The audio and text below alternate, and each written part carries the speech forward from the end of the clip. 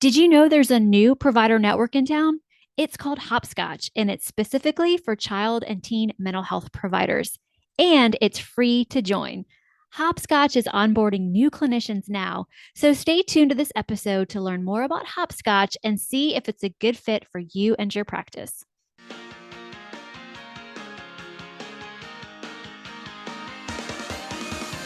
Welcome to the Therapy Show podcast. I'm your host, Lisa Mustard. In each episode, I interview a seasoned and knowledgeable talk therapist from the counseling world to glean valuable insights, techniques, and tools that you can apply to your practice and your life. And if you're considering a career in the counseling field or just want to hear about what it's like to be a talk therapist, then this is the podcast for you. Well, hi, friend. Welcome back to the podcast. This podcast is a Podcourse with Rose LaPiere, a licensed professional counselor, and she's going to share how to create safety when working with children on telehealth.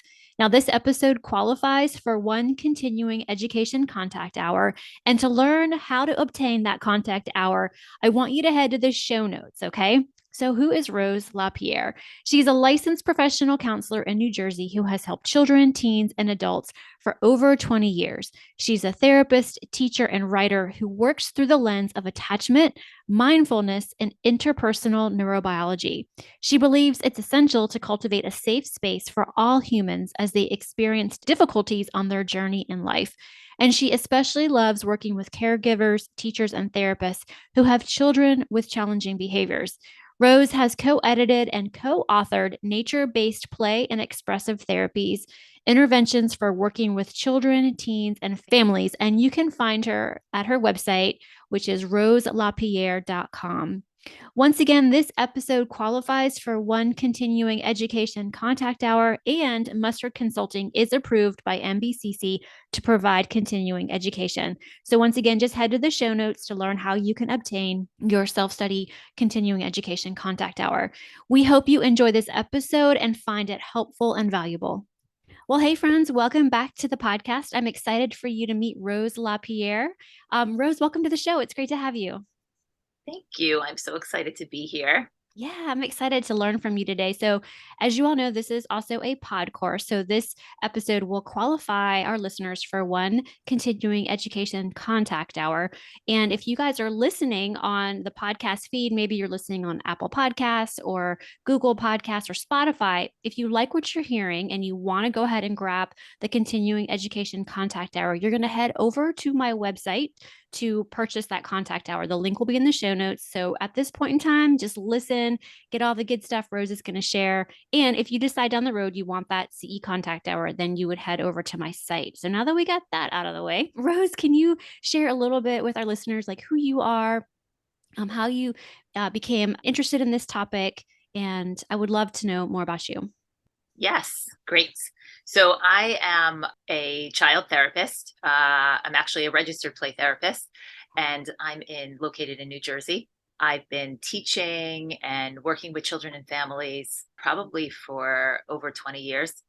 And specifically, interpersonal neurobiology has been something that I've been interested in for the last maybe like 8 to 10 years, taking courses and really like doing deep studying and having a mentor and, really like honing in my skills in that area. Mm-hmm. One of the places that I spend a lot of time is also integrating nature into play therapy. And I've written a book with some colleagues, co-edited and co-authored a chapter. And so, working on telehealth for me came because of COVID. It was something that I did in terms of providing consultation, but not really something that I, had experienced in terms of clients. Otherwise, it was a very minimal basis. So really, I would say creating safety with children has been a huge area for me that I've really worked on understanding. I'm not a scientist in any way, just really applying the model to my clinical practice. And then with telehealth and working with so many children and families, during COVID who had not just experienced, the crisis of COVID, but also just their own traumatic experiences in their life, really trying to anchor into how to help stay present and be connected, because that was the only option with Mhm. telehealth at that time, right? So yeah, so I, put these things together that we're going to talk about today based on the information, and we can go through that. Okay, so I have a lot of questions about the work that you do and, of course, your background. How did you decide that being a child therapist was what you wanted to do, what your life's work was? I initially did not really feel connected to working with children. I think probably it was more so this is like in the late 90s, I would say. I had experience working with adults and then slowly became more experienced with working with children in like different settings that I was working in. And it felt scary because Mhm. I had never taken any classes in graduate school on working with children. So it wasn't something that I was familiar with. I wasn't even familiar with like play therapy as a field at that time. I didn't really even know what had existed to help children. Because again, this is like, over 20 years ago. And so in terms of being able to just like look something up, or how do you work with children who are like high stress, there wasn't a lot of resources from where I was. So over time, I started to become curious about it, and I took a class with a mentor, Heidi Kadison, and that just like changed my world. It opened up this possibility of like, oh, this really makes sense. And I started to become more connected to play, and play really is a language that I speak anyway. I'm a playful person. Mhm. I love, I have children, and even though they're older, I just love being connected through play or playfulness. So Mhm. that is really natural to me. And the fact that there was this area that you could actually work in, that you can be playful and I can show up as me, was Right. like, oh yes, that's what I want to do. And I think just naturally I was connected, or the energy that was sent my way with clients happened to be just areas that I was interested in and started to want to learn more about. Very neat. Okay. Okay. I love how it wasn't even on your radar. Like it was just something you weren't even considering. And then it sounds like you took a course and then it. I took one course, yeah, and I was becoming, I'm actually certified as a school psychologist. So I did work in, right after I started to kind of work in this outpatient intensive unit with children in an inner city, where I was the like program director over that. That was me working with children with really lots of circumstances that were disadvantaged, and just really lots of vulnerable nervous systems, Mhm. and neglect and abuse. So taking courses then in that area, and then becoming a school psychologist in just what would be considered like a typical school, helped me to see the diversity, and just seeing like what I wanted to work with, and having kids with learning disabilities and Mhm. ADHD. And then 9/11 happened. So I was like just licensed when 9/11 happened, and I live in the tri-state area. So that was also like a shift in working with children and families, because the school I was in, we had some of families that were affected, Mhm. and had some significant loss. So yeah, so being able to find ways to connect with children and really help them, as Dan Siegel says, feel seen, safe, soothed, and secure. I didn't know that at the time. Like Mhm. those words were not in my language, but that's something that definitely felt true for me. And I think in the study over the last 10 years, I was able to find words finally that matched what I was doing, and sort of then expand Gotcha. on what felt true. Okay. Okay. Great. Well, thanks. That's just great. And I think that dives really well into the topic of your presentation, which is how to create safety when working with children on telehealth. Because wow, so much of uh, our work these days is done through telehealth. And how do you create safety through a webinar, or not a webinar, a video camera? How do you do that? That just blows my mind. That so I'm really excited to dive into this topic with you. So the first objective that you have is describe why it is important to create safety in a telehealth session. I would love to hear where you want to go with that first. Yeah, so we'll expand on that. And the first place that I'd like to land is with this quote from Robin Goebel, who talks about regulated, connected kids who feel safe and have the skills behave well. Mhm. And not just kids, but really like all people. right? Mhm. So this really helps me to know what to be true about people, that we can't teach and learn or have connection and be open unless someone is feeling safe. Because when we're not feeling safe, we go into a protection mode, right? And we're not Right. open to learning. So safety is important because in therapy, we're sharing vulnerabilities. I mean, people show up in this like one given space of time, knowing that, okay, this is when I'm supposed to talk about the thing that's hard. Well, in that moment, they might not feel open to talking about the thing that's hard because that might have passed from like 6 hours ago or 3 days ago. Right. And so trying to also have meaningful relationships and move through challenges. It's really the connection through safety. And we'll talk a little bit about, that'll lead us into a little bit of polyvagal and just kind of like touch on some of the topics of what we know about why safety is important. So yeah, I mean, I'd like to just give an example of just telehealth. When you think about coming on telehealth with a child that maybe they just came on and they had an argument with their friend or their sibling, and what you see is like this flat expression, no eye contact, right? Their head is down, their body slouched. I know the listeners can't see me, but even Mhm. just talking about it, I'm just kind of like, ugh, Right. arms folded, right? They have this sense of just as you come on and try to connect with them, there is this like, ooh, something just happened, right? And if we come out with like an activity right away and it's like, hey, how about we like blow bubbles, or that might feel also like too much. They Mhm. might not be able to move out of where they are. So it's being able to get curious about the behavior and not necessarily see the behavior as something the child is doing on purpose to be mean or because they're just oppositional, right? And being Mhm. able to think about what's underneath this and how can we create safety to help them move through the challenge. So Dr. Porges, right, he talks about neuroception. And so neuroception is kind of like the superpower of assessing cues of safety, right? So it comes from, I think Deb Dana sort of expanded on this. Inside, we assess safety inside ourselves, outside in the environment, and in between in our relationships with each other, right? So inside is our internal experience. So I'm assessing, like, even right now, am I hungry? I have to go to the bathroom. Do I feel sick?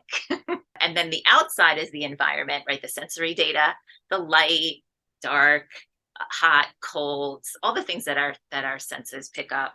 And then the in between is my relationship with you. And I'm looking at your facial expressions, right? I'm looking at what I know to be true, maybe about my caregiver, maybe about my therapist, how their body language is, this in between place between us that makes me kind of land on safe or not safe. And then another stream that's coming in to decide if I'm feeling safe is our memories, right? So our memories of our past also help us remember when I sit to drive a car, I know what to do. But also our memories of our past decide, like, ooh, when I see people with a squished face, do I want to come closer to them or do I want to move away from them? Right. So if I come online with a child and maybe I have like a mild headache, I might name to them right away, hey, I just want you to know I'm totally fine to be here, but my head is feeling a little like, I might have a migraine, depending on the age. My head hurts a little bit, or my head has a migraine, right? And so that gives them a sense that if I'll say, even if my face looks a little funny, it's not because of you. It's because I'm just noticing, right, how I feel. So if we land on, if the child is in a situation and they land on safe, right? The 11-year-old comes online, they argued with their sibling, but they have enough experience that they're coming on, they have a snack, maybe their dog is with them, they're in this moment. I say hello, we meet, our eyes meet, and they're just kind of like, okay.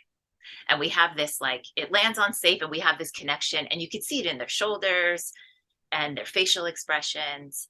They can access, their thinking and problem solving skills. Rose is a person that I met before. I like spending time with her. In this moment, it feels good, Mhm. right? If they land on not safe, and that's the piece where we're moving into, and they perceive it too much of a challenge. And if it's too much of a challenge, this is all connected to, by the way, with the polyvagal theory, right? If it lands on not safe and they perceive they could do something about it in a way that, like, oh, this is a challenge for me. I don't want to be online. Like, I was just arguing with my sibling. I don't like this. Like, maybe it'll be refusal to do the activity. Maybe they'll be eye rolling, right? Or excessive silliness. If there's so much overwhelm and I perceive I can't do anything about this, well, I've had kids that just actually like refuse to come online. They literally might open the camera or maybe the parent starts it for them, but then they sit off to the side and I can't see them at all, right? So they're disconnected and really probably in a shutdown. I imagine them to be kind of, arms folded or like laying on the floor. Or maybe you even see like, I'll do it with you, but like the slumpy face and the eyes kind of gazing. And that gives you a sense that there's a challenge and they're in this place of having a hard time coming back and wanting to connect with you. Mm-hmm. So one way we help clients to come back to safety is through co-regulation, right? So co-regulation is like one of the main pieces that we're going to talk about today to help come back to safety.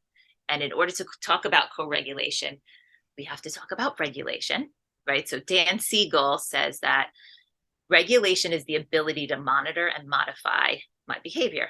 So I can notice my behavior and I can change my behavior. And that's what it needs to be regulated. So I notice an emotion inside of me. I might feel mad or upset, and then I do something about it, right? I can modify it because I could feel it, but it's not bigger than me. And I could say like, I need help. Or, to my sister, you're really annoying me. Or, you know what, Rose, like I was having so much fun with my friends and now I have to be on here. And I'm like, oh, that's so hard. They're like, yeah, it's really hard to be on here, right? We can have this conversation. They're not so dysregulated that they can't have conversation back and forth and almost like do the dance in relationship with me. In EMDR, we use this metaphor sometimes like the thermostat, thinking of it as the balance, right? So like if the thermostat of the house, just in its function, we have it set to say 70 degrees. And as it starts to increase up to the 74 degrees, the thermostat goes on to start to cool it off. And that's the regulation, right? It's kind of like this cool off, like how can we stay in this place of balance? And when we see children in therapy, often they're having a hard time with their thermostat, right? The balance is off. And so the co-regulator is another person that comes in to help them with their thermostat and helps to offer them some balance. So Bonnie Badenoch talks about how it's not helpful to give people techniques that fall away under stress because there can be another level of development that happens in terms of what's wrong with me.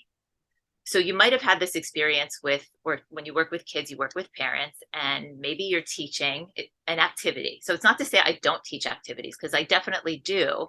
But when children are in a regulated place, and also with the expectation that sometimes it's really hard to remember to breathe in the smell of cookies and blow out, like I am blowing on hot chocolate. Mm-hmm. And so sometimes what will happen though is when you're translating this to parents, when they're in the midst of the distress or challenge with the child, they may use that as like, just breathe in the smell of the cookies, or just do tree pose, or like, and that's not really how that part of co-regulation works. It's not really about the activity. It's more about the presence.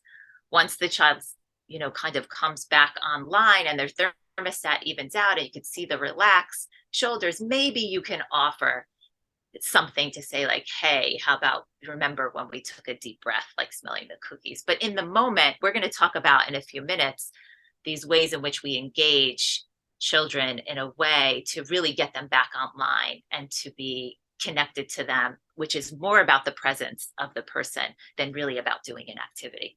But activities are fun. Yeah. So what does a regulated adult look like, right?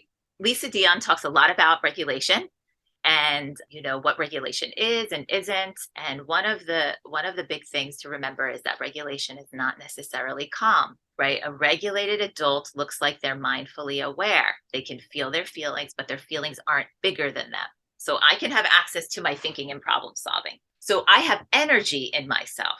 I am noticing and I can change my state. So when I'm meeting a child where they are and they have energy about not wanting to come online and they may voice that, I'm not going to whisper to them because that doesn't match the energy. And I'm also not going to yell really loud because that would be too much. Mm-hmm. Right. But I am going to have energy in my voice that'll match what they need. So that's just one piece to keep in mind in terms of regulation.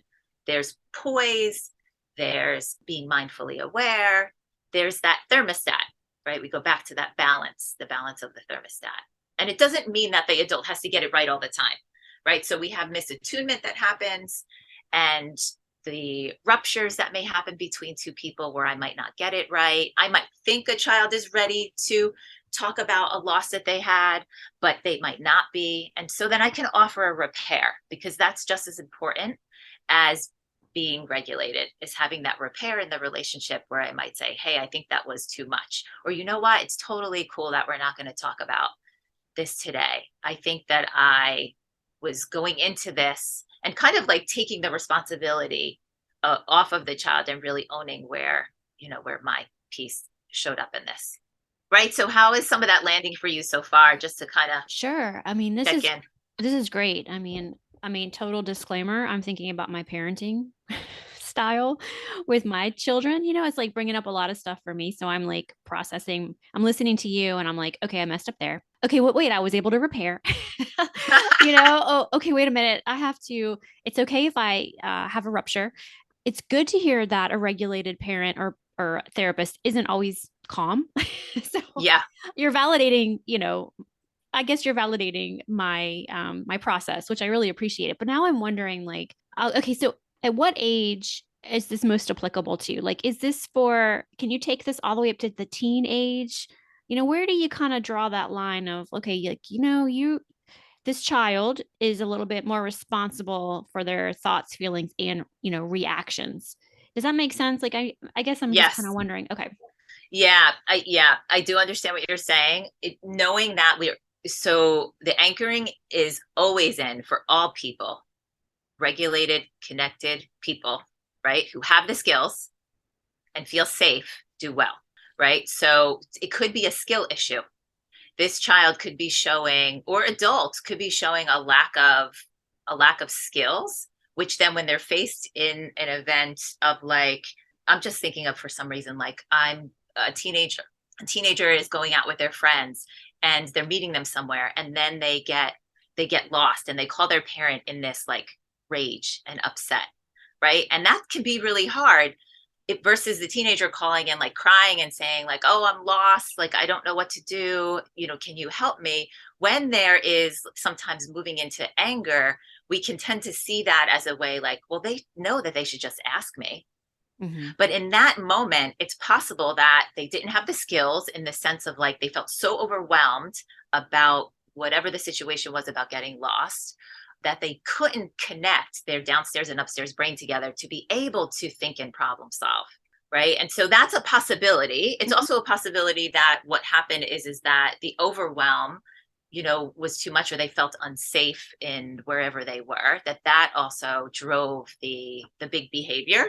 And sometimes you can have behavior that happens that they're connected to their thinking skills, that it feels a little bit more like, oh, they are trying to ask me for something and ask dad for something, and they're doing that, connected. This isn't like a lower brain tantrum, Mm-hmm. right? Mm-hmm. But it doesn't matter. What matters is that we always want to move towards connection. And when we're not moving towards connection, something is going on. So there's something else driving the behavior. And maybe it's about the relationship, or maybe it's about loneliness, or maybe it's about something else that's underneath that. Because we wouldn't be moving towards conflict with someone or want to disengage with someone, even when we're connected to our upstairs brain. So that's the part that I always anchor and go back to. And I had to do a lot of that during COVID, because it was really hard. It was really hard to differentiate. And at some point, it became, in a lot of my mentoring moments, of, it doesn't matter, really, like, anchoring in the science of it. I don't need to differentiate. What I know to be true is that they're having a hard time and they're struggling, because if they were okay, they wouldn't be doing that. Right. Right. I understand. Okay. Yeah, that's really helpful. Mm-hmm. Yeah. So, yeah, just I'm thinking about I'm thinking about, we're talking about all these pieces as it relates to creating safety on telehealth, right? And when you have a child that has a vulnerable nervous system or experienced trauma or attachment or connection difficulties, we can feel confused by the children's behavior, right? By their intensity, or by the confusing behavior in the sense of sometimes they seem like they want to come close, and then sometimes they seem like they are pushing us away. Or even in the same moment, there could be this push away and I want you to come close. And when we can stay confident in that all nervous systems want to move towards relationships, then we can look at underneath the behavior and offer the co-regulation. So, right, we go to Dan Siegel talking about children wanting to feel seen, safe, soothed, and secure. And as we talk more specifically about that, children can borrow from our nervous system. So when the regulated adult shows up in the moment and the child is having this like dysregulated moment, meaning like their thermostat is haywire, they maybe have angry voice, or their face is squished, or arms are folded. When the adult can come into the situation and be regulated, it's possible that the child can borrow from their system. And so, Dan Siegel talks about that. That's connected to the mirror neurons. And we're not going into all of those pieces, but there's definitely more science that your listeners can follow up with and read about if they're curious. Okay. So when we come in regulated, we're coming in and saying, like, I'm here with you, I see you, I can be with you, right? And this is the co-regulation. And as we offer our nervous system, it's possible that the child may notice and change their state of arousal. We offer regulation to stay in the challenge and move through it. We're not offering that to move out of it, right? Because we want them to have this experience of knowing this is what's possible when you're feeling upset about something. So they're taking in this information about the adults, like, oh, that's how you work it. This is how you do it. Oh, you can do it like this, right? Or when you make a mistake, you can apologize, right? So even though I know all of this information and can be really anchored in my work, sometimes it's just hard given the state of maybe I wake up tired, or didn't get to eat breakfast, or my child is sick, or I have my own event that's happening, right? Like COVID, we all had the same experience happening. And it was really hard as a therapist to stay regulated and present for clients, as well as having the same experience happening on my own, on my own end. So sometimes we move into techniques too fast, or try to teach something in the moment, and we're not syncing up in with the child. And so the child needs to feel that they can hold on to us in their dysregulation, right? That we got them. We can kind of like catch them. Stephen Porges has this quote that I just read off of social media. It says, if you want to improve the world, start by making people feel safe, right? So we're going to talk about these 5 ideas when creating safety. And, this will sort of, I think, give the listeners a really good idea of things that they can consider or think about. And a lot of these pieces came from, trainings and work I've done with Robin Goebel. So know that dysregulation looks different in each person, right? We want to be curious about each client showing up and what their signs are, how they are dysregulated. Because if we just go by like, oh, if it looks like, if they come on like this, or they came on with the squishy face and the arms folded, that's their dysregulated look. But in the next moment, it could actually be something different. And as we talk about, being congruent and showing up and co-regulating, ultimately, what's also can be challenging about this is that there's no exact script. So even though I'm talking about 5 ideas, right? Mm-hmm. And there's certainly possibly more to expand upon in each of these areas. There's not an exact script on how to do this because it's authentic in the moment of how to do it. So I'm going to give an example of like sort of put it all together at the end, but this is really, these places and kind of define these 5 areas and then give you an example of what that might look like. So yeah, anything coming up for you as, we're talking about it now before I move into that? Hopscotch takes the hassle out of your child and adolescent private practice so that you can spend your time and energy on the things that you love. They take care of all the billing and admin work, manage insurance credentialing, deliver competitive session rates and guaranteed payment, plus provide a comprehensive software platform. You get to focus on your clients and let Hopscotch take care of the rest. They provide a listing on their provider directory, enhanced session rates, a dedicated billing and admin support team, plus a HIPAA-compliant telehealth. And when you join Hopscotch's free provider network, you'll receive competitive reimbursement rates. You'll also have access to their interactive, clinician-developed digital content specifically created for kids and teens, along with exercises for at-home parent-child engagement. Other network perks include free continuing education, peer consultation groups, virtual community meetups, and play-based intervention video demos. Are you curious to learn more about this exciting opportunity for child and adolescent providers? If so, head on over to joinhopscotch.com and click on the For Providers section at the top of the page. Once you submit the form at joinhopscotch.com/for-providers, their team will connect with you for a short call to answer any of your questions and talk about next steps. In less than 45 days, you could be ready to begin seeing clients. So if you're ready to get going, that's joinhopscotch.com. Once again, joinhopscotch.com.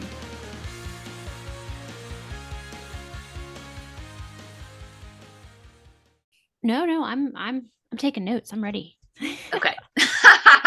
So first, the one person needs to be more regulated than the other, right? So the one, it has to be the regulated person. And just like we can regulate together, right? Co-regulate together, we can also co-dysregulate together.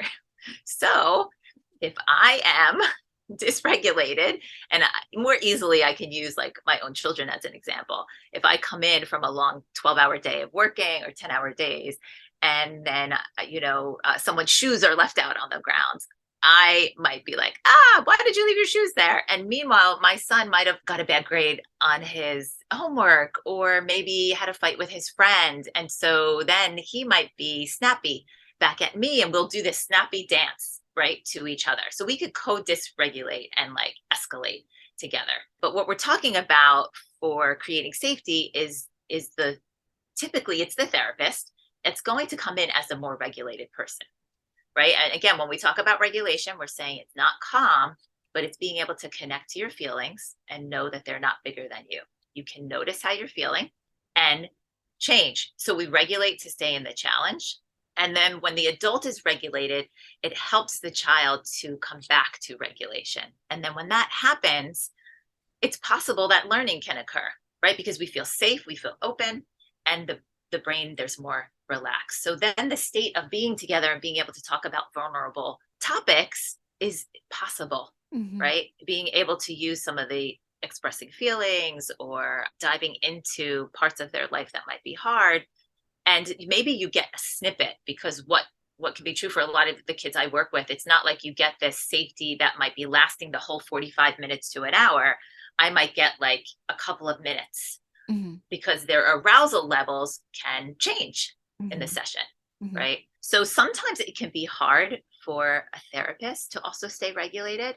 And I think the piece in here is just to really get an idea as to what is it that the therapist needs to do to stay connected to themselves? How can they, regulate through the challenge? Is it that they need to take a breath, right? Do they need to name how they feel? Just like I gave you the example of, coming to work and I have a headache or something that feels a little, maybe my shoulder hurts or something feels a little off, being able to name that to a client in the room, because something might be off about me that they're picking up on, a facial expression or my body language that's not going to be congruent to me sitting there and kind of making it seem like everything's okay, right? So first sort of ingredient is the person being more regulated. One person being more regulated, usually a therapist. I can remember being on telehealth for the first time, and my son, as I'm sitting in my makeshift office that I sort of created at that time, and my son had schoolwork because everybody was home, everything was shut down, and I hear knocking and whispering. right through the door, and I'm on with the client, and I'm like, oh, like in my mind thinking, I'm now completely distracted, Right.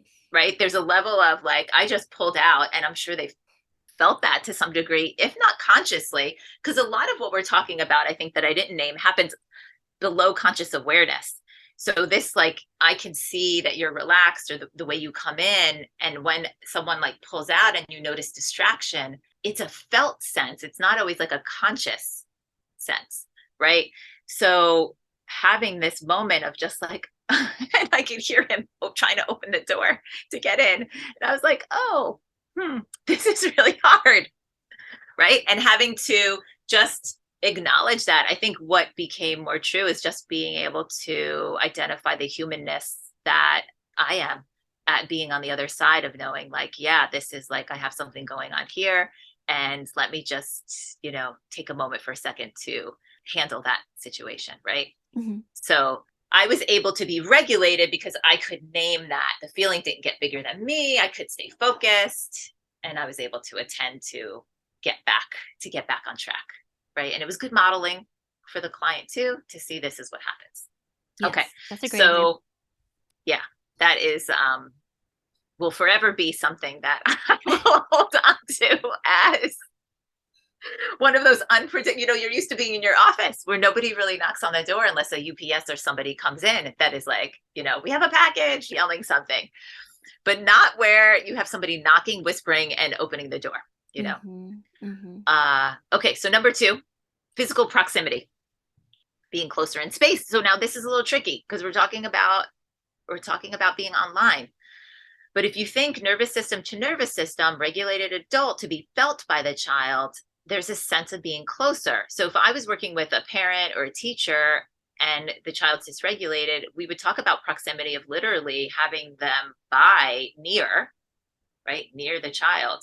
What I found to be, I had to really kind of think outside the box, but that's not really it, but just really expand my thinking of how this would look online, or like what was missing in the physical proximity. How could I actually do that? And what I noticed was, even just in my presence of, how close I am on the camera, right? Like being close up, being like further away, how that sort of feels to each person is going to feel different. If I stand up, when I'm working with a child versus laying on the floor, or having, my face like this, my body language, is a piece of this that is going to, again, below conscious awareness, offer cues of safety.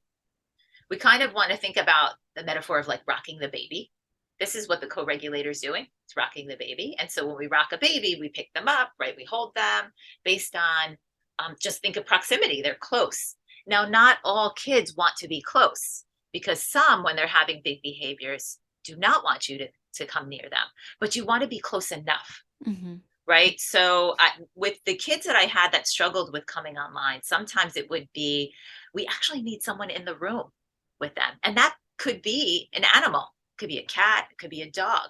That could be something that could help offer a presence and co-regulation to stay connected. It could also be a parent. I do a lot of work with families. And so sometimes it might be the parent. And so having dialogue with the parent of what the expectation is for them, what it is that exactly this means to have physical proximity, what you're trying to help them with their body language. I wouldn't expect a parent to come in to know what I mean when we're talking about offering co-regulation. So having some information for them too. And sometimes you can have a child who might be regulated enough with this distance through the telehealth for 20 to 30 minutes, but really not for the full 45 to 60 minutes, because it's just too long for them. They need the person, they need to feel someone with them. And so it could be that because the proximity is in the nature of, through the computer screen, the felt presence is just not enough.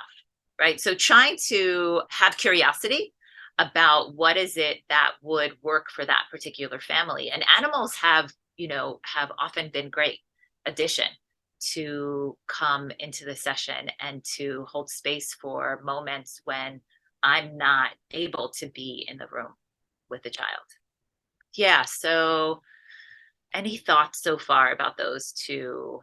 I'm curious about when you realize that proximity is an issue. Do you talk about that with the child, or do you just try to, like, do you verbalize that? Like, do you feel? I guess my question is, like, do Mhm. you talk about it? Like, how? I think in certain circumstances you can, right? So this is that the part of like there isn't a script, but yet we can come up with possibilities of naming like, wow, I feel so far away from you, Okay. right? Or like how can we, I've done things with like creating handshakes with kids online where we can, like kind of feel each other and come close to the camera in a sense with our hands together in the beginning of a session or the end of a session. Mm-hmm. And that would really be our ritual. Every time we came online, we would have this handshake that we would do to, and for me, I viewed it as this was our way of having the like co-regulating together and having that proximity of getting closer, having this moment of like almost touching base, touching in, right? So yeah, so that's a valid some for people to think about. How could that be possible? Is that something to name, Yeah. in the moment? Yeah. I guess I was kind of wondering, how would you introduce the pet if they've never thought about that? Would you say something like, what would make you feel more connected right now or I guess I'm trying to wonder how would you bring the pet in if that hasn't been brought in before? Yeah, I may just tell the parent, can you bring the pet Oh, in okay. that moment? Like literally like on the cell phone, like having the parent's phone number. I Hmm. may dialogue with the parent. If I had a session that was really like just felt disconnected and we weren't finding our rhythm or our dance, these are the things I wonder about. Right. And so then I would reach out to the parent because we're talking about a spectrum of ages. So it could be as young as, 4 or 5 up through, like 12, teenager. And so with a teenager, it might be possible to name that, like, oh, I know you've shared with me that you have a pet. I wonder if it would be okay if, your pet came in or Sunny came in today. Yeah. Um, but remember, anytime you ask questions, you go into like a higher level of thinking. And Right. so that might not, that also could be perceived as something somewhat of a challenge. And so you might not get an answer, Right. right? You might not get flow. So you really want to attune to what the moment is. Maybe it feels right to do that. And maybe you ask, but maybe again, it's a rupture, right? Because you weren't matching where the child was at. And so then you just repair that and you kind of stay with the moment and the body language of proximity. Like if I was when I'm with someone in person, I'm going to be like, my arms would be relaxed, right? Like my spine would be up, trying to describe this because I know people can't see us. And I also may have like a slight, like if you can see like angle to me, not necessarily straight on like this, because this can feel different than this, Mm-hmm. right? And I also might have a little bit of a movement. So literally, when we talk about rocking babies, we're rocking. And one of the pieces in Bruce Perry, when he talks about his model of working with traumatized children, he talks about rhythm, right, and movement. And so this rocking of like just like slight, it could be really with any age that you do that, even with adults, that you have a little bit of rhythm to your movement versus a stillness and this forward straight spine up. That can feel a little bit possibly more threatening or more of a challenge versus a little bit sideways, open, and just kind of like slightly rocking. Yeah. So in proximity, we're talking about physical proximity, and then we're also talking about actually our body. So it's really like proximity and body, Mm-hmm. right, together in that in number two. Yeah, makes sense. For definitely. There's some great examples. Yeah. So attunement is the third one. Mm-hmm. Okay. Feeling seen and known by another, understood and connected. This allows the child to enhance their sense of security and gives them a feeling of belonging to the world. So Dan Siegel and his Parenting Inside Out and The Power of Presence in his books, he talks about attunement a lot. And the person can align their inner state with the state of the child. So this expands on like one of the areas is body posture and attunement, but it's also eye contact, facial expression, tone of voice, timing, intensity, right? It's this right brain to right brain. It's more of the nonverbal things that are happening. And that dance that we go back and forth with. Attunement is, again, if a child comes in and they're really upset, I am not going to necessarily whisper to them about like, oh, you're so mad, right? I'm going to say, wow, you are so mad. Something just happened when you came in here, right? To kind of match that intensity. So their nervous system feels like, ooh, you got it. Like, okay. Yeah. I get it. Okay. Number 4 is match the energy, not the dysregulation, right? So this goes to, we can co-regulate together, we can co-dysregulate together. Regulated adults, just going back to, look like they're mindfully aware, they can feel their feelings, right? So I gave a bunch of examples about that. And then the last piece to keep in mind is sometimes there's some sensory things that we need to think about. Like, is the child having a hard time, or the person having a hard time because they're hungry or thirsty? So this is drinks, snacks, movement. Do they need a drink? Are they hungry? If it's a drink, extreme temperatures can be things that can kind of help from a sensory perspective. Something cold, something hot, drinking something with a straw, right? If it's a snack, maybe it's something crunchy, chewy, soft, hard. And then we go with that movement piece. I may have, so like I have this like a peanut or this like a bounce ball that I like, big body ball that you would like lay on. So I may use that as a way to also just offer to the child. They see me on it. There's more possibility that they are going to do something, tune into what their body needs.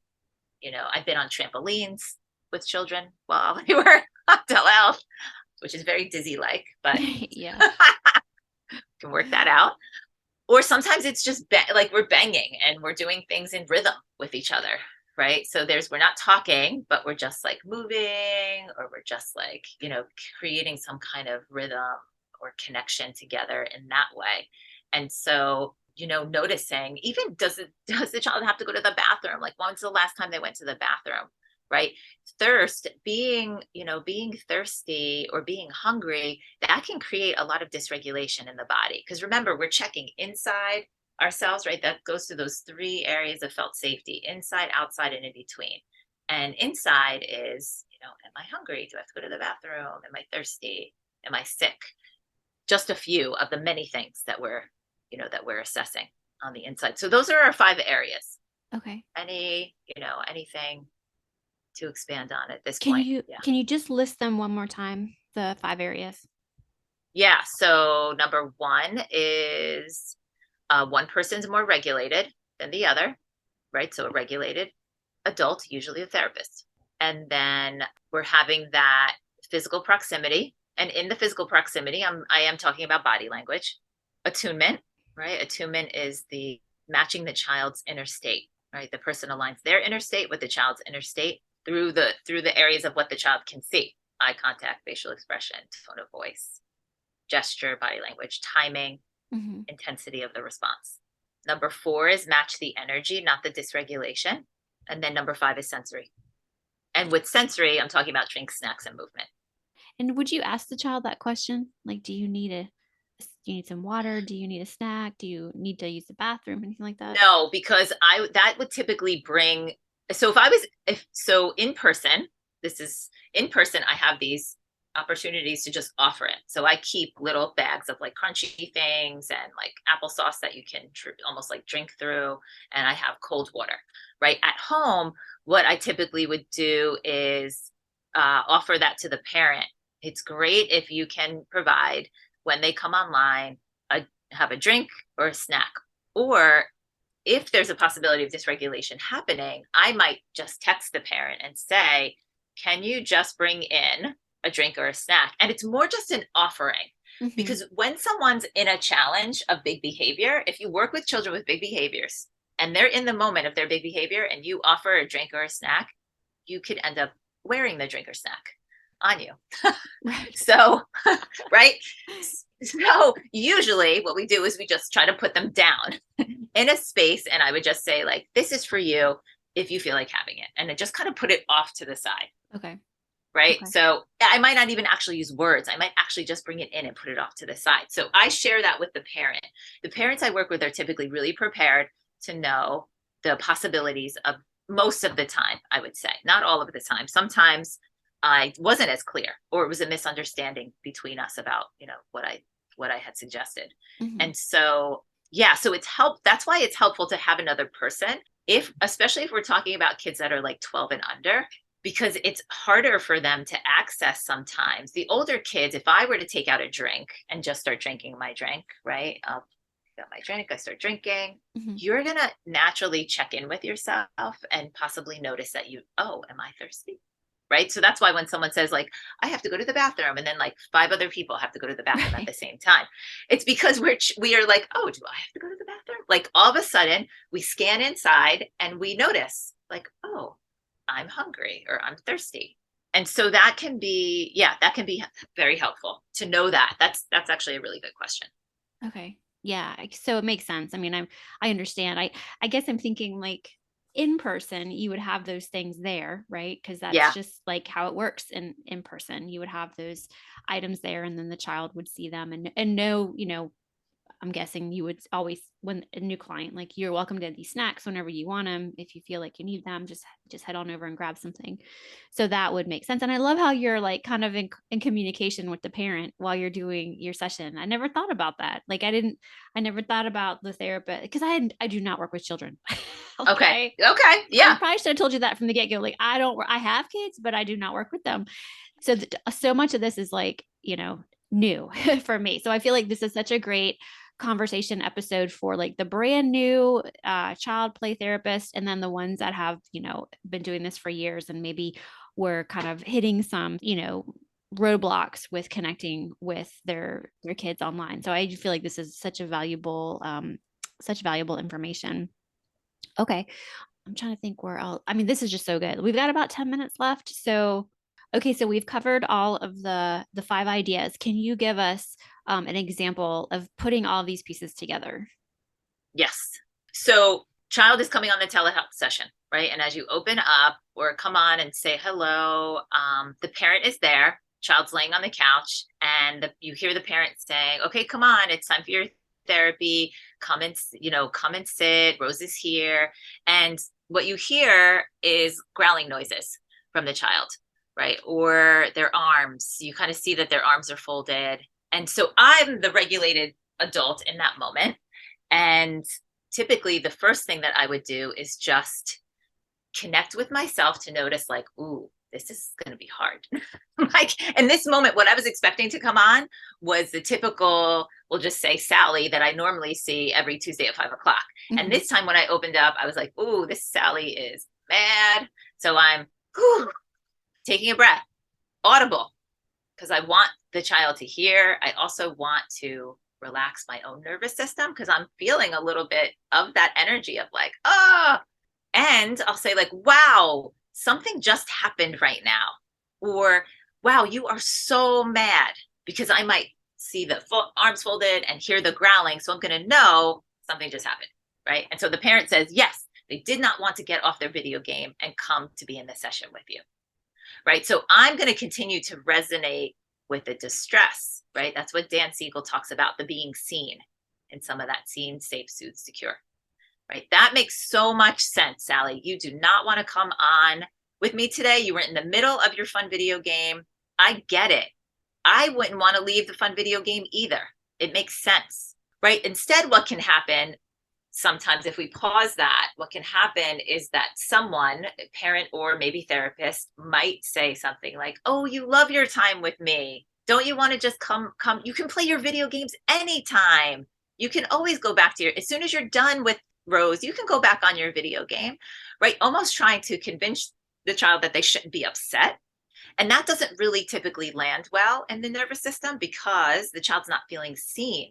So either you get escalation because they're like, I really want you to know how mad I am about this, right? So they might escalate more, typically when we can, and I say typically because it's not every single child and every single time, but most of the time when a child feels seen and they're really mad, you're not going to get higher than that level, right? Higher than the level that they already are presenting with. So as you're offering, this like, wow, I get it. You're so mad. They might stay the same. They might come down a little bit, or they might tell you to shut up, right? That's also possible. Right. Right. And if they tell you to shut up, it might be that then you really have to be quiet. Right.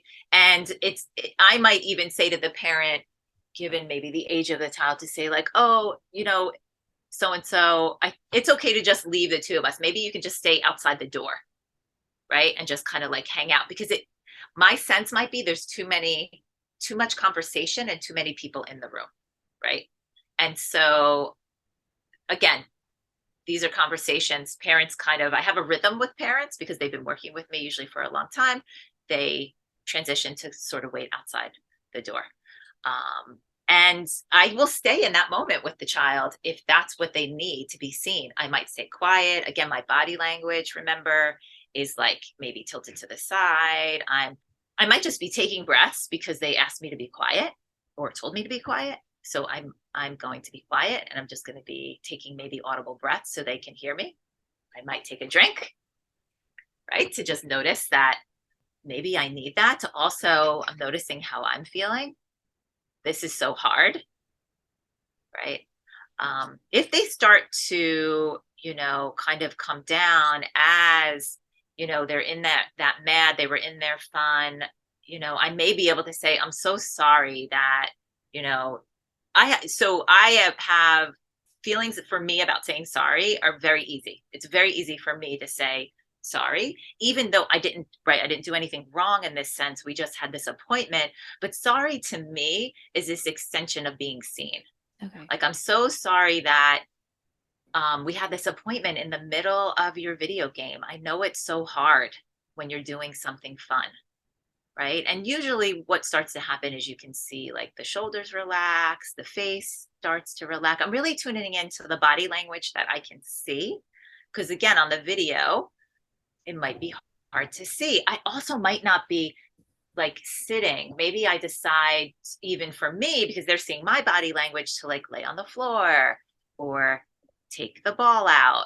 Right. So there was a sense of you have to be quiet, but there wasn't like, don't move. Right. Yeah. So I'm taking care of my body as I'm connecting to this moment and offering that, my regulation to their regulation, to also offer to them to take care of their body when they're mad. Because mad is an energy in your body. And so we want to move that into a way that would feel good to move through the challenge. Right. So just knowing that it can be true that, when you have kids in that high dysregulation, you might need another adult to come in. And that's where sometimes the parent on the other end, I may need to be present and also be quiet and just offer, maybe some movement, or maybe come in with the drink or the snack, right? So, creating safety, I think just in that, pulling this little example together, we sort of hit upon these places of me matching the energy, right? Not the dysregulation, me attuning to having the child feel seen and known, and matching their, having their nonverbals pick up on my body positioning. Also knowing that, like, I'm here with you, maybe seeing if I need to be closer, if parent needs to be closer, maybe noticing if it would be appropriate that an animal would come in. I don't want to throw like all these things together, like, but trying to just notice timing and synchronicity. And sometimes we need time to come back online and be able to connect again. Mm-hmm. Right. Mm-hmm. So yeah, so that sort of ties all these things together that we've been talking about. Yeah, that was so helpful. I mean, it makes me, I can see it clearly. I can visualize the process. And, I mean, these are great skills and things that I think all therapists need to know when it comes to working with all ages and all levels. I mean, I think we kind of forget about the importance of the process of just being in the relationship with Right. our clients or our patients, and, throw in the fact that they're children and that you're doing it on telehealth. Oh my gosh, like it can be, can feel really just difficult, but you've laid it out so well. I feel like I have some confidence that I could use some of these skills. Maybe not with children, but with my own children. I feel Yeah. like, that was really helpful. Wow, this has just been so helpful. You've covered a lot of ground in this episode, in this pod course. So, is there anything else you want to share with our listeners? Yes. I think I just want to maybe close by just saying that creating safety with, all people, children is specifically our topic on telehealth, but really like in all areas of our life is important. And it's really one of the core things we do in therapy. Yeah, definitely. And I mean, gosh, a great reminder. Such a great Yeah. reminder. So if people want to connect with you or learn more from you, where should they go? Yeah, they can go to my website at roselapierre.com. I also create videos for Hopscotch.